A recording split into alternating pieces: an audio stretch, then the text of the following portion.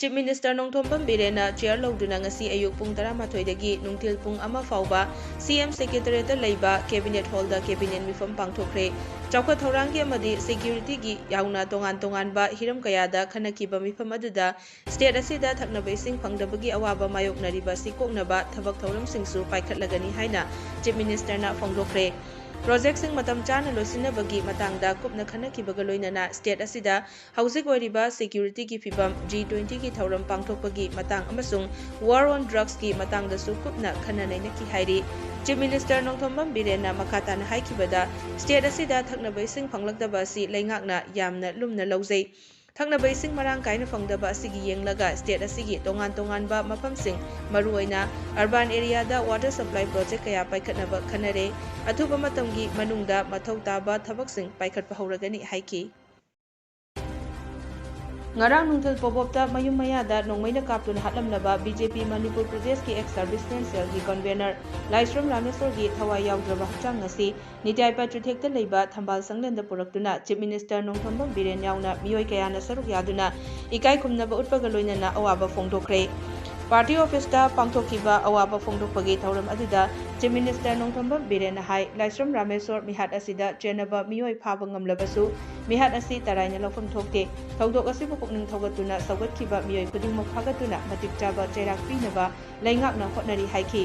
CM Birena makhatana hai license nongmai pairiba miyoi khudingmak review tongnaba state cabinet ta warep lauragani Mamangai da palamba leingak singi matamda license nongmai masing ka hena piramliba si madau karamna oikibano khangde BJP leingak lakpadagidi tangai fadana license nongmai paiba yabagi kanglon suraba miyoi khara natana yariba makai nongmai paibagi ayaba pidana lakli Laisram Rameswar mihat asida chenaba miyoi phagatpa ngamle makhatana thijinduna chenaba miyoi khudingmak athuba matamda phagatlaga charge sheet lankhatnaba police ki maikaidagi hotnari haiki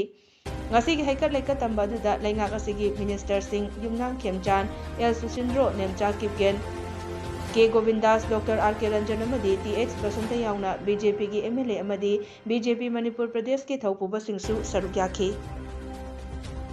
Nakal amaromda ngarang nongmai kaplambadagi leikhidraba Laisram Rameswar gi asiba hakchang ngasi numit yungba matungda imung manungna Janims ki moktagi mayumda puraktuna leikai miyam amadi club ki member singna leikatuna ikai khumnaba utlaba matung mathau mangam pangthokre BJP Manipur Pradesh ki ex serviceman cell ki convener Laisram Rameswar bu ngarang ayuk pung 13 rom tabada nongmaina kaptuna hatlambagi thautok aduga mari leinana mi hatpagi maralda faraba hauba marak irom laikai digi RTI activist ayekpam kesorjit chahi nipu taruk apopa laikhidraba kunjo amasung mahaki gari driver Bisnupur district ki kainok thongthak maning laikai digi Naurem Ricky Ponting Allies amu chahi kunmari makhoi animak ngasi Chief Judicial Magistrate CJM Thobal gi courta puthorakre Makhoi ani ki mathakta Thobal District Police na register tawduna lokhatpa case ka mari leinana makhoi court asida numit 16 ni police custody remand pibinaba prayer tawrakpadagi court nasu ayaba piduna ngasidagi hauraga mathang tha February gi 3 phauba police custody remand pikre mihat asiga mari leinana Police na ngarang khudakta khunguliduna driver asi gari ka konana phagatpa ngamkhibani tungda nimidang da mihat asigi main accused oriba ayekpam kesorjitsu Impal West Studio da surrender tawrakhibani main accused asidagi license gun .32 gi pistol ama magazine ani .32 gi maru mapan amasung Samsung A70 gi mobile handset amagasu phagatpa laikhrabani Leibak asigi mafam khudingmakta hayeng pangthokadoriba Republic Day ga mari leinana akanba mongda Jackson Thaurang lokhatlingai cherakta ngasi nungthil ukrulda bom pokhaikre bom pokhaiba duda miyoi ani sokle hairi paw asina thaudok asi ngasi nungthil pung 5 rom tabada ukrul police station gi nongpoklomda leiba kilometer amarom chatlaga leiba Gandhi Chowk ukrul bazar da thokibani hairi hauzik phawbugi oina bom adu kanana karigidamak pokhaihanbano haiba chap chapa khangba ngamdri Leibak asigi mafam sin batungna pangthoknabugum Thobal dasu 16 suba National Voters Day gi thoram District Election Office Thobal na sinduna Thobal DC Complex da leiba election counting hall da pangthokre thoram aduda district asigi Additional District Election Officer ADM Brahmachari Mayum Lokesor Thoubal ꯑꯦꯁꯤꯒꯤ electoral registration officer ꯑꯃꯁꯨꯡ BDO ꯊꯧꯕꯥꯜꯒꯤ ꯊꯧꯄꯨꯔꯤꯕ vice ꯆꯦꯌꯔꯁꯤꯡ ꯑꯃꯁꯨꯡ district ꯑꯁꯤꯒꯤ systematic voters education and electoral ꯄꯥꯔꯇꯤꯁꯤꯄꯦꯁꯟꯒꯤ nodal ꯑꯣꯐꯤꯁꯥꯔꯁꯨ ꯑꯣꯏꯔꯤꯕ NYK ꯊꯧꯕꯥꯜꯒꯤ ꯌꯨꯠ ꯀꯣꯑꯣꯔꯗꯤꯅꯦꯇꯔ ꯃꯥꯏꯀꯦꯜ ꯃꯥꯇꯦꯅ ꯑꯊꯣꯏꯕ ꯃꯤꯊꯨꯡ, ꯊꯧꯔꯝ ꯃꯄꯨ ꯑꯃꯁꯨꯡ ꯑꯈꯟꯅꯕ ꯃꯤꯊꯨꯡ ꯑꯣꯏꯅ ꯁꯔꯨꯛ ꯌꯥꯈꯤ꯫ ꯊꯧꯔꯝꯒꯤ ꯁꯔꯨꯛ ꯑꯃ ꯑꯣꯏꯅ additional district election officer ADM Thoubal B. ꯂꯣꯀꯦꯁꯣꯔꯅ ꯂꯨꯆꯤꯡꯗꯨꯅ ꯅꯦꯁꯅꯦꯜ ꯚꯣꯇꯔꯁ ꯗꯦꯒꯤ ꯋꯥꯁꯛ ꯂꯧꯈꯤ꯫ ꯂꯣꯏꯅꯅ ꯊꯧꯕꯥꯜꯒꯤ ꯑꯦꯁꯦꯝꯕ꯭ꯂꯤ ꯀꯟꯁꯇꯤꯇ꯭ꯌꯨꯑꯦꯟꯁꯤꯒꯤ ꯅꯧꯅ ꯚꯣꯇꯔꯁ ꯆꯜꯂꯛꯂꯕ ꯅꯨꯄꯥꯃꯆꯥ ꯑꯃꯁꯨꯡ ꯅꯨꯄꯤꯃꯆꯥꯁꯤꯡꯗ ꯈꯨꯗꯣꯜꯄꯣꯠ ꯄꯤꯗꯨꯅ ꯃꯈꯣꯏꯕꯨ ꯏꯀꯥꯏ ꯈꯨꯝꯅꯕ ꯎꯠꯈꯤ꯫ ꯉꯁꯤꯒꯤ 39ꯁꯨꯕ ꯅꯦꯁꯅꯦꯜ ꯚꯣꯇꯔꯁ ꯗꯦꯒꯤ ꯊꯧꯔꯝ ꯑꯁꯤ ꯊꯧꯕꯥꯜ ꯑꯃꯁꯨꯡ ꯀꯛꯆꯤꯡ ꯗꯤꯁꯇ꯭ꯔꯤꯛꯀꯤꯏꯂꯦꯛꯇꯣꯔꯦꯜ ꯔꯦꯖꯤꯁꯇ꯭ꯔꯦꯁꯟ ꯑꯣꯐꯤꯁꯥꯔ 6 ꯑꯃꯁꯨꯡ ꯗꯤꯁꯇ꯭ꯔꯤꯛ ꯑꯅꯤ ꯑꯁꯤꯒꯤ ꯄꯣꯂꯤꯡ ꯁ꯭ꯇꯦꯁꯟ 319ꯗ ꯕꯨꯊ ꯂꯦꯚꯦꯜ ꯑꯣꯐꯤꯁꯥꯔꯁꯤꯡꯅ ꯁꯤꯟꯗꯨꯅ ꯃꯥꯒꯤ ꯑꯣꯐꯤꯁꯁꯤꯡꯗꯁꯨ ꯄꯥꯡꯊꯣꯛꯈꯤ꯫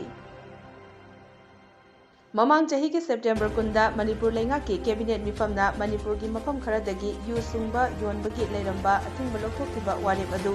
ꯍꯟꯗꯣꯛꯀꯗꯕꯅꯤ ꯍꯥꯏꯗꯨꯅ ꯀꯣꯑꯣꯂꯤꯁꯟ ꯑꯦꯒꯦꯟꯁꯠ ꯗ꯭ꯔꯒꯁ ꯑꯦꯟड ꯑꯜꯀꯣꯍꯣꯜ ꯀꯗꯥ ꯑꯃꯗꯤ ꯇꯣꯉꯥꯟ-ꯇꯣꯉꯥꯟꯕ ꯂꯨꯞꯁꯤꯡꯅ ꯆꯠꯊꯔꯛꯄ ꯗꯦꯃꯣꯀ꯭ꯔꯦꯇꯤꯛ ꯑꯣꯏꯕ ꯈꯣꯡꯖꯪꯒꯤ ꯁꯔꯨꯛ ꯑꯃ ꯑꯣꯏꯅ ꯉꯔꯥꯡ ꯏꯝꯐꯥꯜ ꯋꯦꯁꯠ ꯗꯤꯁꯇ꯭ꯔꯤꯛꯀꯤ ꯃꯅꯨꯡ ꯆꯟꯕ ꯈꯥꯏꯗꯦꯝꯗ ꯂꯩꯕ ꯏꯕꯨꯙꯧ ꯂꯣꯌꯥꯂꯥꯛꯄ ꯁꯪꯂꯦꯟꯗ all Manipur women social reformation and development ꯁꯃꯥꯖ, ꯅꯨꯄꯤ ꯁꯃꯥꯖ, ꯈꯥꯏꯗꯦꯝ ꯂꯣꯌꯥꯂꯥꯛꯄ ꯋꯤꯃꯦꯟ ꯋꯦꯜꯐꯦꯌꯔ ꯑꯦꯁꯣꯁꯤꯌꯦꯁꯟ ꯑꯃꯁꯨꯡ ꯀꯗꯥꯒ ꯄꯨꯟꯅ ꯈꯨꯠꯁꯝꯅꯗꯨꯅ ꯂꯩꯉꯥꯛꯅ ꯌꯨ ꯁꯨꯡꯕ ꯑꯃꯗꯤ ꯌꯣꯟꯕꯒꯤ ꯑꯌꯥꯕ ꯄꯤꯈꯤꯕ ꯋꯥꯔꯦꯞ ꯍꯟꯗꯣꯛꯎ ꯍꯥꯏꯗꯨꯅ ꯃꯤꯌꯥꯝꯒꯤ ꯑꯣꯏꯕ ꯋꯥꯀꯠ ꯃꯤꯐꯝ ꯑꯃ ꯄꯥꯡꯊꯣꯛꯈ꯭ꯔꯦ ꯍꯥꯏꯅ ꯀꯗꯥ ꯃꯅꯤꯄꯨꯔꯒꯤ ꯏꯟꯐꯣꯔꯃꯦꯁꯟ ꯑꯦꯟड ꯄꯕ꯭ꯂꯤꯁꯤꯇꯤ ꯁꯦꯀ꯭ꯔꯦꯇꯔꯤ ꯈꯨꯟꯗꯣꯛꯄꯝ ꯑꯅꯥꯜꯅ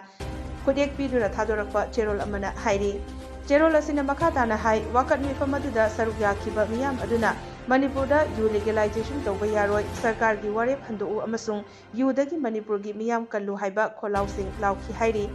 ꯋꯥꯀꯠ ꯃꯤꯐꯝ ꯑꯗꯨꯗ ꯁꯔꯨꯛ ꯌꯥꯈꯤꯕꯤ ꯈꯥꯏꯗꯦꯝ ꯂꯣꯌꯥꯂꯥꯛꯄ ꯋꯤꯃꯦꯟ ꯋꯦꯜꯐꯦꯌꯔ ꯑꯦꯁꯣꯁꯤꯌꯦꯁꯟꯒꯤ ꯄ꯭ꯔꯁꯤꯗꯦꯟꯠ ꯕꯤꯅꯥꯔꯥꯅꯤ ꯍꯋꯥꯏꯕꯝꯅ ꯍꯥꯏꯈꯤꯕꯗ ꯉꯜꯂꯤꯉꯩ ꯃꯇꯝꯗꯒꯤ ꯅꯤꯁꯥꯕꯟꯒꯤ ꯏꯍꯧ ꯆꯪꯁꯤꯟꯗꯨꯅ ꯌꯨꯗꯒꯤ ꯈꯨꯟꯅꯥꯏ ꯑꯁꯤ ꯀꯟꯗꯨꯅ ꯂꯥꯛꯈꯤꯕꯅꯤ꯫ ꯌꯨ ꯊꯛꯄ ꯃꯤꯅ ꯏꯃꯨꯡꯗꯨꯗ ꯊꯦꯡꯅꯔꯤꯕ ꯑꯋꯥꯕ ꯈꯪꯂꯣꯏ, ꯃꯍꯥꯛꯀꯤ ꯅꯨꯄꯤ ꯑꯃꯁꯨꯡ ꯃꯆꯥꯁꯤꯡꯅ ꯌꯨꯒꯤ ꯆꯩꯊꯦꯡ ꯆꯞ ꯆꯥꯅ ꯈꯪꯏ꯫ ꯌꯨ ꯈꯛꯀꯤ ꯅꯠꯇꯅ ꯏꯃꯥꯁꯤꯡꯅ ꯃꯩꯔꯥ ꯄꯥꯏꯕꯤꯒꯤ ꯁꯛꯂꯣꯟ ꯂꯧꯗꯨꯅ ꯇꯝꯊꯤꯔꯕ ꯃꯤꯍꯥꯠ ꯃꯤꯄꯨꯟ ꯀꯌా ꯊꯦꯡꯅꯈꯤ꯫ ꯍꯧꯖꯤꯛꯁꯨ ꯏꯃꯥꯁꯤꯡꯅ ꯃꯅꯤꯄꯨꯔ ꯀꯟꯅꯕ ꯈꯣꯡꯖꯪ ꯀꯌꯥ ꯃꯥꯡ ꯊꯥꯗꯨꯅ ꯆꯠꯂꯤꯕꯅꯤ ꯍꯥꯏꯔꯗꯨꯅ ꯂꯩꯉꯥꯛꯅ ꯂꯧꯈꯤꯕ ꯋꯥꯔꯦꯞ ꯑꯗꯨ ꯍꯟꯗꯣꯛꯄꯤꯌꯨ, ꯃꯁꯤ ꯅꯠꯇ꯭ꯔꯒꯗꯤ ꯃꯃꯥ ꯑꯣꯏꯕꯤꯁꯤꯡꯅ ꯆꯪꯁꯤꯜꯂꯛꯄ ꯈꯣꯡꯖꯪꯒꯤ ꯑꯐ ꯐꯠꯇ ꯗꯥꯏꯇ ꯂꯩꯉꯥꯛꯅ ꯄꯨꯒꯗꯕꯅꯤ ꯍꯥꯏꯕ ꯋꯥꯐꯝꯁꯤꯡ ꯐꯣꯡꯗꯣꯛꯈꯤ ꯍꯥꯏꯔꯤ꯫